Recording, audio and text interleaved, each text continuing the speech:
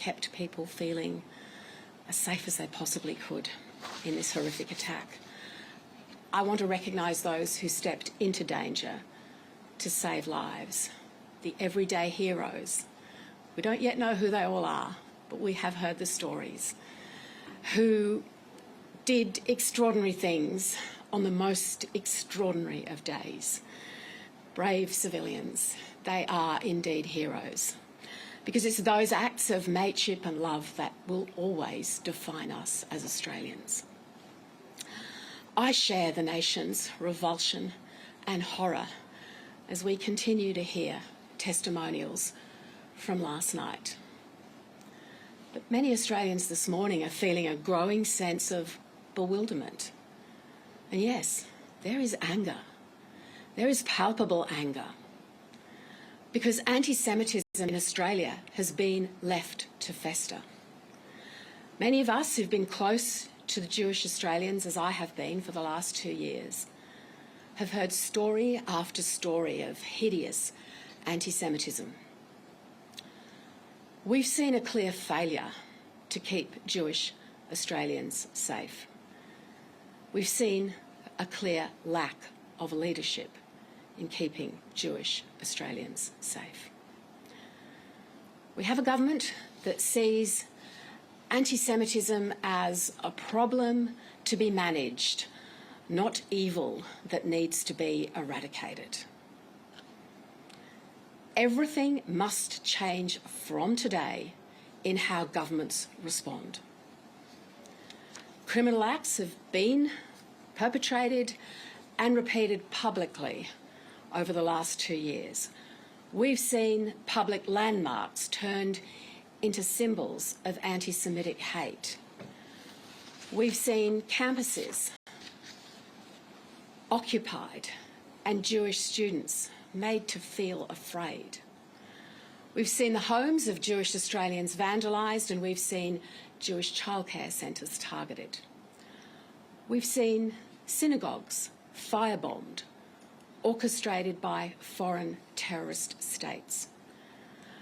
Every single day for the last 2 years, the lives of Jewish Australians have been made harder by this rising tide of anti-Semitism.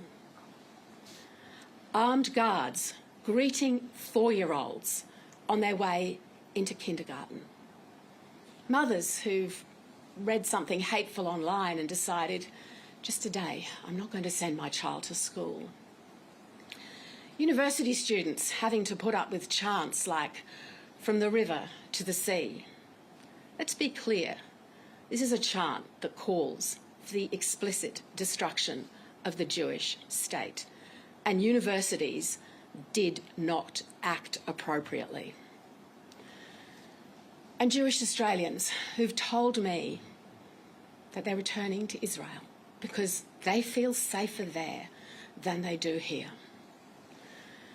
Recently, I spoke with the Prime Minister's Special Envoy for Anti-Semitism, Gillian Segal, and I touched base again with her this morning. And I remember that conversation from a few months ago, and the sense I had as I walked out of the room that it's not about if, but when this would happen.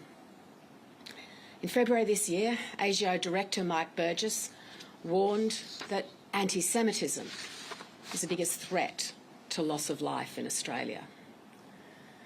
Now, the Prime Minister has told Jewish Australians that he will do whatever it takes to deal with anti-Semitism. Now, he must start today by committing to implementing all of the recommendations in his anti-Semitism envoy, Gillian Segal's report. We stand ready to support any meaningful action that the Albanese government can take to properly fund the security that Jewish Australians have been asking for at their schools, their places of worship and in their community. But it's about much more than security. If laws need to be passed, we should recall the Parliament and undertake to do exactly that. I stand with all Australians in this moment of shared grief, and I give this undertaking to the Australian people. We will do whatever it takes to force the strongest possible action from governments to keep Australians safe, to keep Jewish Australians safe, and to secure justice. Julian. Susan, thank you for your words. Do you have a kind of like to me, please? Thank you.